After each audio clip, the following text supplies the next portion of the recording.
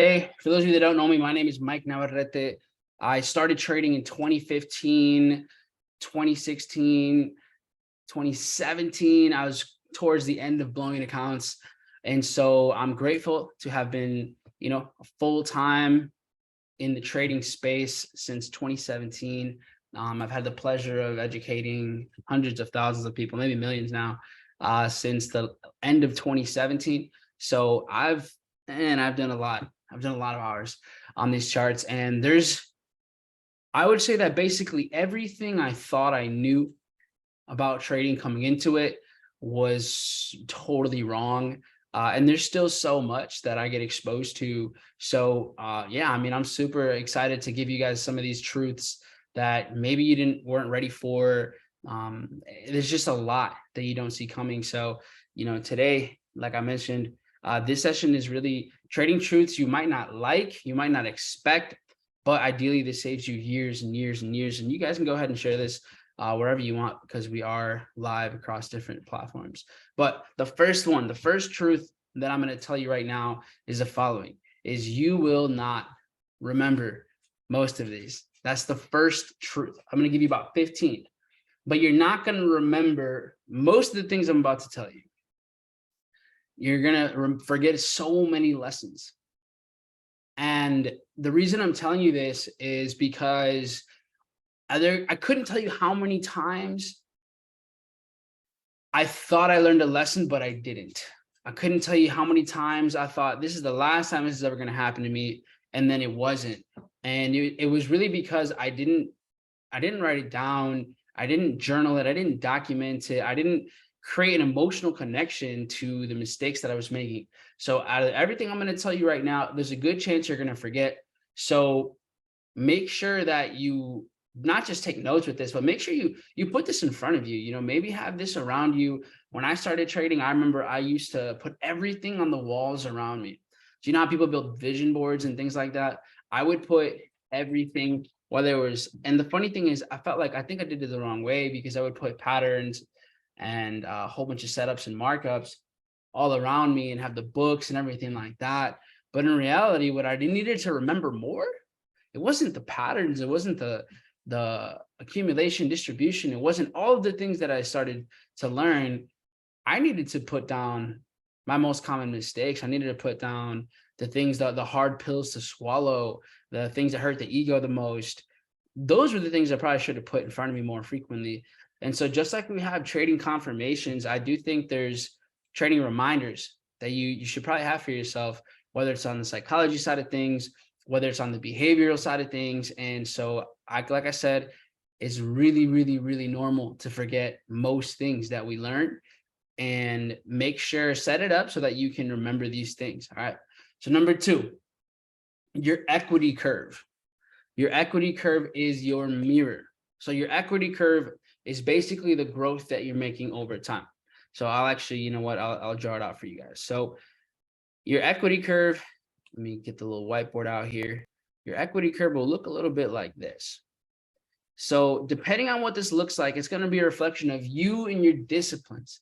So as you progress as a trader, your account might look like this, climb here, maybe spikes down again, slowly but surely, big spike down. You don't really know. So depending on how this looks, it's a reflection of you. And so I'll give you an example, something like this. I'll draw it out one more time. When you have something like this, right, where what you want is something healthy, you want something nice. So here we go. You want to have something like this, right? Something nice. Maybe we just start to flow. That's your equity curve. That's like your money, your balance going up. Now that's pretty smooth. That means that, hey, yeah, of course, you can see this goes down every once in a while. We have our moments, but overall, it's a steady climb to the upside. This means that you're probably losing, but you're losing the right way, which is normal. And this could be over years, right?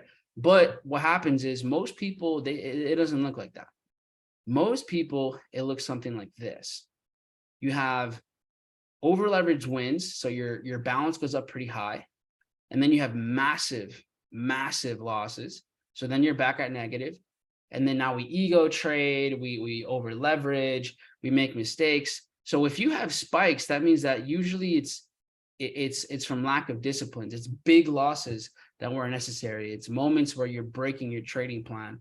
So if you see that in your account balance, you have aggressive drops or aggressive spikes, the aggressive spikes could be good, right? These moments like this right here, this first push up here, that could be amazing, but did you do it the right way, right? Was it the proper format for you? Was it according to your plan? Now, if you have big spikes like this, your account balance shouldn't drop over 1 or 2 trades back to where you started. So the reason I say it's a mirror of you is because how your balance goes up and down is 100% based on your decisions, your patience, your discipline. So when you look at your account balance, when you look at, if you're, for example, if you audit your accounts with whatever services that you have out there, if you're doing those things, then you'll see it. And when you're seeing how your account's going up or down, if you're seeing spikes, that means that something's happening outside of the regular. Now, every once in a while, I'll talk about the spikes up. We'll talk about that a little bit later. But those big spikes down, you want to, when you look at your account, you want to eliminate as many of those as possible. Or you want to eliminate as many of those as possible. So your equity curve is your mirror.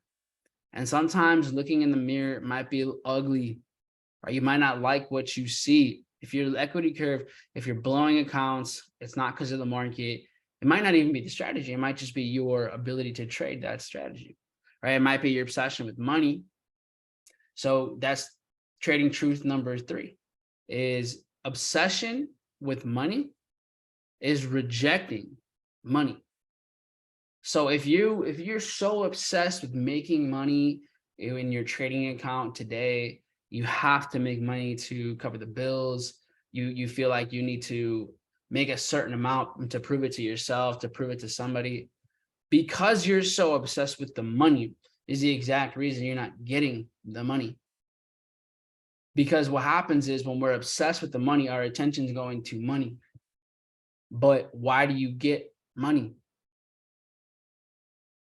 How does this happen in these markets? How does this happen? You get money based on your decisions, the quality of your decisions over a long period of time. So don't get me wrong. I love money. I'm sure all of you love money. But obsession is based on focus. So if we want to get obsessed, we want to be obsessed on the things that give us the money, right? Which is our behaviors and our interaction with the market. So, but the problem is we focus so much on the results. We focus on getting the money, receiving the money. So a truth is, look, I want you guys to be ambitious. I want you guys to go for it. There should be no limitations on what you can achieve, how much you can achieve, when you can achieve it, but it's the expectations to these things. So you can be obsessed with being the best and then getting the best out of you, but you have to make sure that you're not trying to control what's uncontrollable, which is how much money am I going to make today? That's not in your control. Now you can set yourself up so that it's easier and easier and easier to make more over time, having more capital, obviously having better skill set, but obsessing over just the money by itself it's going to crush you. It's going to absolutely crush you. That's why I used to have, I remember when I started trading, people would say, oh, have a daily goal. One of the worst pieces of advice I've ever gotten in my life. Have a daily goal for trading money-wise. Worst thing you can do. Absolutely awful. Because then you're trading, you're getting into the market so that you make an X amount of money. Or maybe you're in a good trade. You followed your trading plan, but you want to hit a certain goal. And so you break your plan, staying in that trade longer than you should have. That's why having an exit strategy is so important. So I remember making so many mistakes in the process because I was shooting for $100 a day or $50 a day or $1,000, whatever it was. Same thing, like weekly goals or even monthly goals and quarter goals. Yeah, of course, there's certain things that we want, but you can't force it. So that's why that obsession with money, you can, if you refocus it to that obsession into the discipline, then you're good. So that's 3, right? Trading truth number 4, work smart, not hard, right? You don't have to be on the charts all day. You don't. You really, really, really don't. What a lot of people think, the more I'm looking at these charts, the more I'm analyzing different pairs, the more I'm going to get paid out. But the problem is the setup, your plan, there's a good chance it's not going to show up all day, every day. Right? Let me know here. Let me know in the chat. How often, how many trades do you guys take a month? I take like 30 trades in a month, give or take. But that's because those are the setups that show up. Like I trade indices every day. I'm going to get 1 or 2 setups on average. If you trade forex, you might not be seeing a setup every day. That's okay. Maybe you do. But being on the charts more often doesn't mean you get paid more often. Super different. The opportunities don't come when we want them. So you want to make sure that you're scheduling your trading hours according to your lifestyle. When it makes sense, when is high impact news. If you see a good setup on Euro USD, I'm telling you right now, it's not going to happen during agent session. If you're looking at USD CAD, it's probably not going to happen in the evening. It's probably not going to happen during London session. So you want to make sure you're just focused at the right times in the right places, and you're not looking, like, I get it. As you're getting better, you want to put more reps in, of course. You want to look at more charts, but it doesn't mean you need to trade all the time. Developing yourself, training your eyes is one thing, but trading all the time is completely different. And that's something we just can't be doing, right? So make sure when you are on the charts, you're on the charts for the right reasons. Is that making sense? So when you get onto these charts, make sure, just remind yourself, all right, I'm not here to trade. Maybe I'm just here to back test. I'm just here to analyze, see if I can get better at seeking, look at, drawing out liquidity or looking for structure, whatever it is that you're doing. But make sure you know exactly why you're there. All right. Trading lesson number 5. The discipline behind the plan is more important than the plan itself. This is the truth, absolute truth. It's crazy. You know what's funny? We're constantly looking for the edge, right? Okay, if I learn this strategy and I combine it with this strategy and they make a baby and they make this strategy, then I'm going to have the greatest strategy. I'm going to make 10 risk reward. Look, it doesn't matter how good your plan is if you can't follow it. Doesn't even matter. Doesn't matter. Let me ask you guys a question. Now, I want y'all to be real with me. Be real in the chat. Have you gone 25 trades in a row without breaking any part of your plan? All right. Think about the last time you've done that. 25 trades. No, just perfectly boom executed. No, that's not that easy. We're human beings, right? We're impulsive. I messed up again. And that's okay. Look, guys, that's okay. 99% of people don't do that. Even the best in the game, they'll probably slip up somewhere. Right? I slip up too. But how good, how close can we get to that? Because, and then it's about, okay, well, how close can I get? So here's the reason I say that. We're seeking to have the best strategy. But if you can't even execute it, it doesn't even matter. Does it even matter? Let's be real, right? So what do we need to focus on? right? Our impulses, our impulse control. That's okay. Why is it that I take too many trades? Where does that come from? So if you feel like, you know what, on paper, I feel like I have a good strategy, but I like the empty, it's not translating to my account. It's probably not the strategy. It might be the discipline. So do you even know? Are you even tracking it?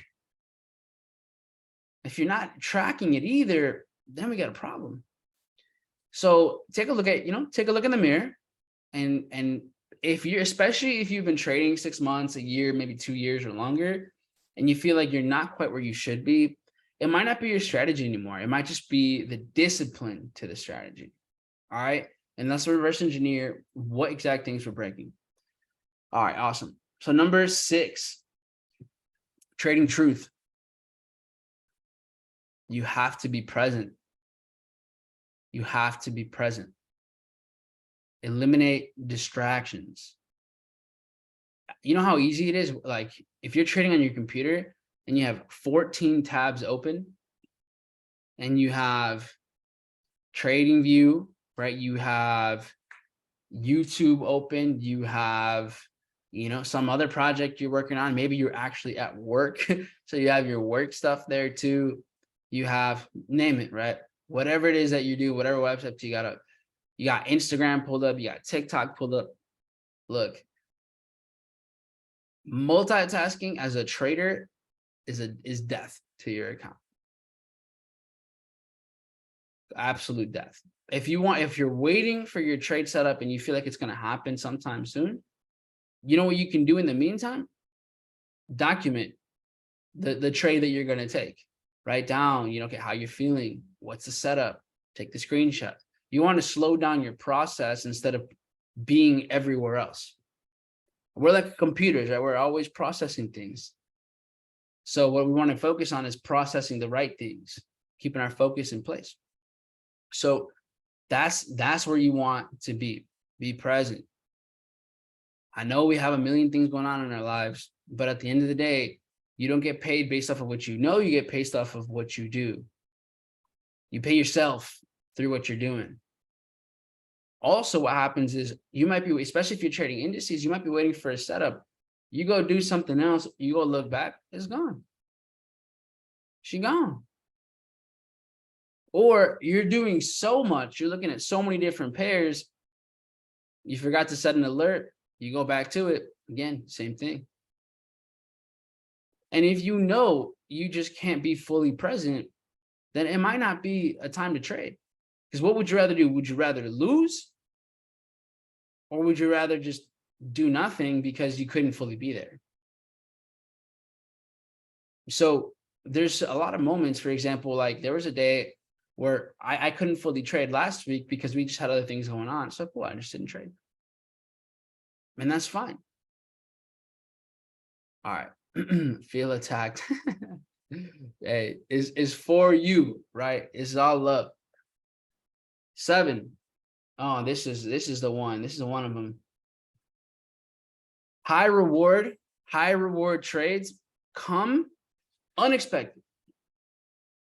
Right? You're never really gonna know when the 5 to 1s, the 10 to 1s are gonna happen. You can't force the market to pay you 5, 10, 25 times more than what you risk. They're not gonna have. Don't swing for the fences every single time, especially if you don't actually have a strategy behind those moments happening. Guys, the people that I've seen do very well in this space, be very consistent, have low pressure situations, they're not going for home runs every time. They're going for singles. They're going for doubles. So that they're getting what they know works according to their probabilities. Because remember, it's probabilities times risk to reward. It's a combination of those two things. And most people can't lose 10 times or 9 times, but then get the winner, the big winner. Because if you keep losing because you're just going for the big one, every loss, for most people, losses create negative behaviors, or they're leading you to making a mistake, breaking your plan. So the big moments, they don't come because you force them to happen. They happen naturally, like they were supposed to. So if you think, you know what, let me go for a big, if you say like, oh, I'm going to go for a big trade, you already lost. You're never going for a big trade. The big trade comes to you because you're taking the right trades. And eventually you'll learn when those moments come. For example, I'll give you guys a heads up.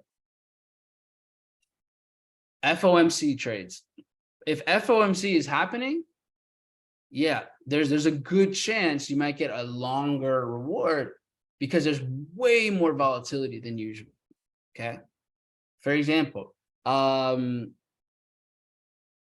if the market has been squeezing all week, let's say Monday, Tuesday, Wednesday, Thursday, market's been very consolidated and it's Friday.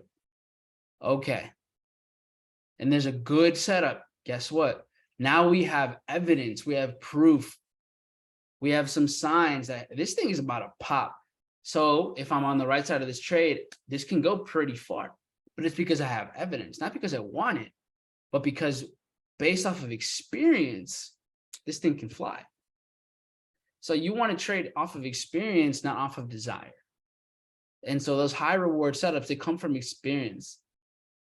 I don't go for massive trades all the time. But if it's FOMC, if it's maybe even NFP, then all right. And the market's setting up in a way, it's like, hey, we've seen this before. This thing can run. So it's those different types of situations. All right, awesome. I see y'all killing it here in this chat. I'm not coming at y'all personally. Y'all are funny. Yeah, 1 to 3s. And you have to understand yourself, right? Like you may not be able to do high reward trades because you haven't developed patience within yourself yet. And that can be developed. That's okay. But you might be 2 to 1 and you're good. And that's more than enough. All right. Number 8, right? Trading truth. Number 8. Short-term results are absolutely irrelevant. Short-term results are absolutely irrelevant. Now, look, you had a big win. I'm happy for you, but it doesn't actually matter. I'm being real. One win doesn't matter. You had a massive, massive week, like highly unusual week, way out of ordinary month, doesn't really matter. What can you do over a long period of time? What can you sustain? That's what matters. And I want you, because you got to get grounded, because there's going to be a moment, if you're in this long enough, you will have a breakout moment. There will be a trade that pushes you beyond where you've been. But what you do after that is what sets you up or not. So that trade doesn't matter. The trades that follow it do. You had a nice 5-figure trade, 4-figure trade. I'm happy for you. How you did it also will determine whether I'm impressed or not. But what happens afterwards is everything.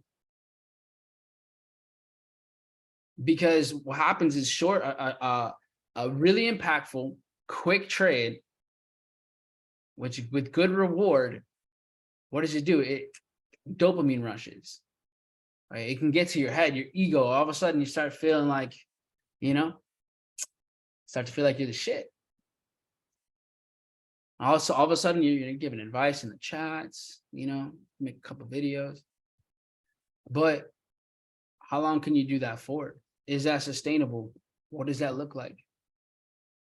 So you got to understand, one of the most dangerous places is after a big win. And remember, you're here to have a career, right? You're not here to have a moment.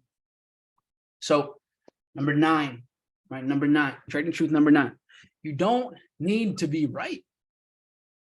You don't need to be right at all.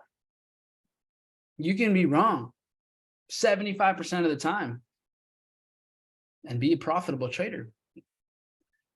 The key is to build your mind, to build a rhino skin, to interact with your ego in a way where you can handle being wrong frequently.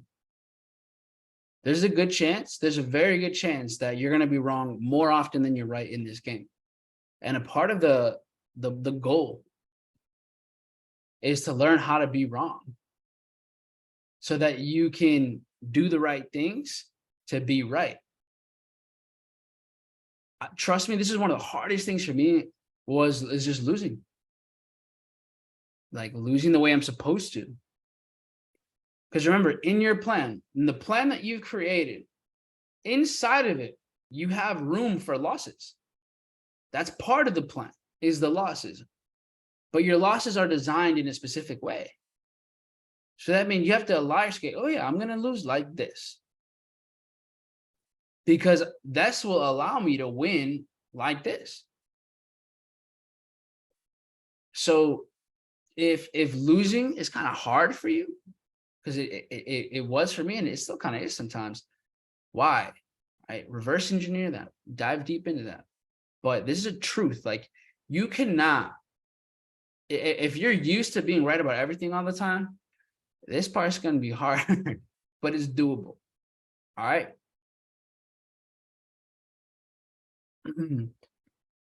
Number 10, almost there. We got 5 left. Number 10, you don't influence the market. You are absolutely irrelevant in these markets. It's like if you compare yourself to the universe, right? We're like, you know, just a speck of a speck. We're irrelevant.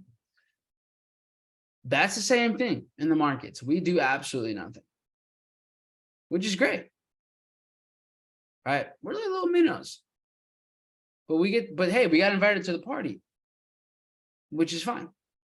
But sometimes we start to think that we have something to say here. You don't. You are not important whatsoever in these financial markets at all. So the reason I tell you this, the reason I'm telling you this is because sometimes we want to force the market to do things.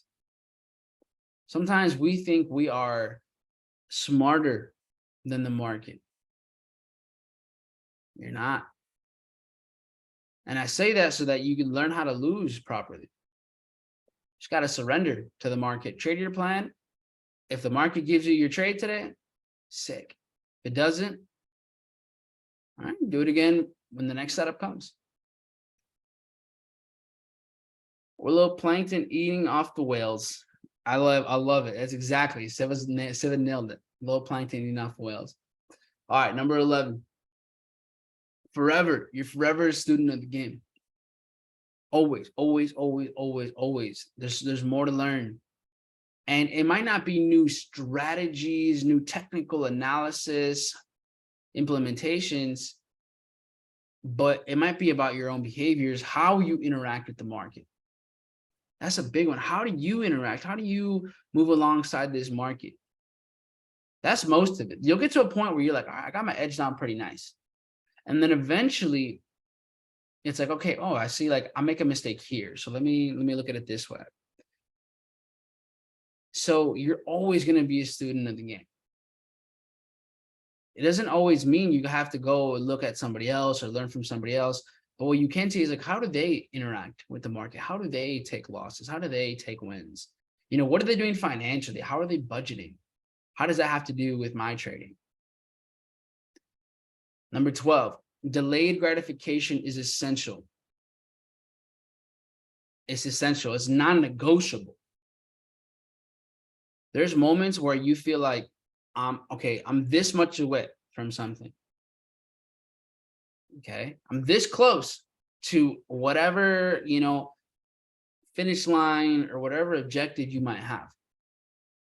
And when you feel like you're close, you want to get there faster. But realize there is no finish line here. Because the moment that you do something specifically, whether it's percentages, whatever it is, the moment you do that, guess what?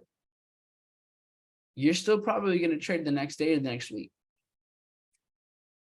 This is an infinite game. So you never really make it. It's not about, oh, I made it. It's, oh, I'm keeping it. I'm staying in the game, right? I live to trade another day. That's how we talk about capital preservation. It's a nice, delicate dance between capital preservation and growth. So delayed gratification allows you to understand, okay, there's bigger goals that if I need to stay in the game for in order to get to that one. 13, your attitude will slow down or accelerate your growth, right? Your attitude will slow down or accelerate your success, your growth, your journey. Your attitude is so important in this because your attitude alone can get you all, it could be a downward spiral. Can I even do this? Am I meant for this? I keep losing. The market's rigged. Blaming other people, even though you hit the button. Your attitude is arguably one of the most important things, because I would say one of the most important characteristics to this is survival. You can survive in this. If you can stay in this game, there gets to a point where you're in this forever. Like there's no way that you don't make it. But you have to stay in the game. But your attitude is what allows you, where you give yourself permission to play another day. Because we're all going to lose, but how we respond to that loss is the actual moment. Because we all will lose here. I can guarantee very few things, but I can guarantee that we're all going to lose again at some point. But how you respond to that loss is what allows you to win the next one the right way you're supposed to, or it's what allows you to lose the next trade the way you're supposed to. It's one or the other. But it's all about how you respond to the loss, and that comes from your attitude, right? Now, number 14, losses are unavoidable. Losses are unavoidable. There's people that trade without a stop loss. And man, that's just like terrifying. And I get it. I want a little more wiggle room, whatever it is, fine. But if it's because you're trying to run away or hide from losing in the market, that's not going to cut it. Because we have zero power over the direction.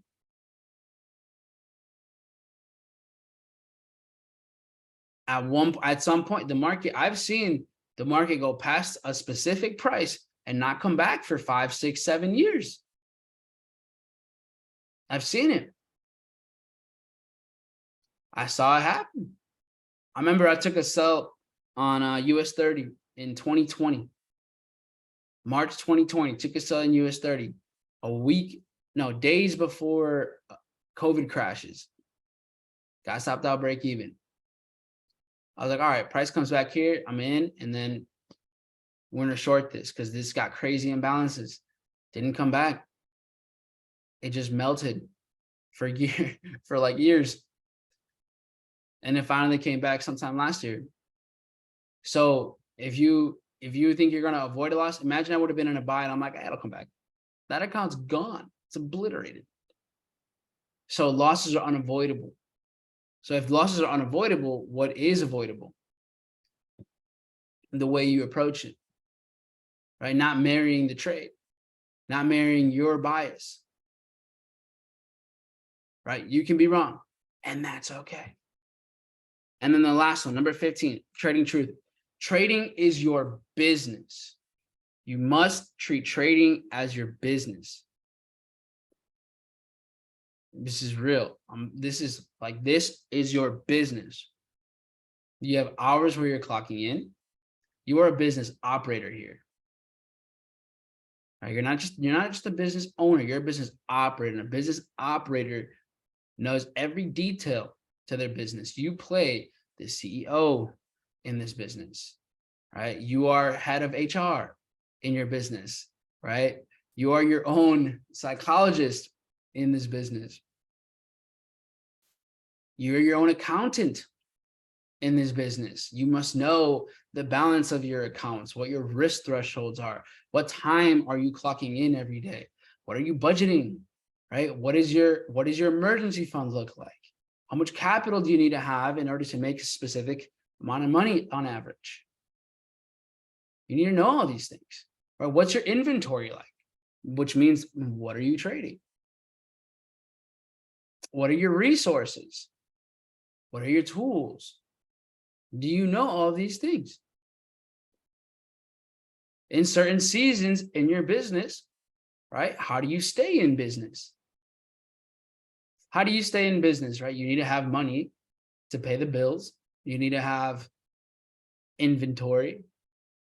You need to know what's quality. So good setups, that's what you're looking for. Specific times are best, right? If you're in a restaurant, you know dinner time's gonna be packed. You got Friday night dinner time, you know there's gonna be money rolling in. Trading's the same way. Oh, New York session, that's when I'm trading. How much capital do I need in order to have this business running? You need to know that.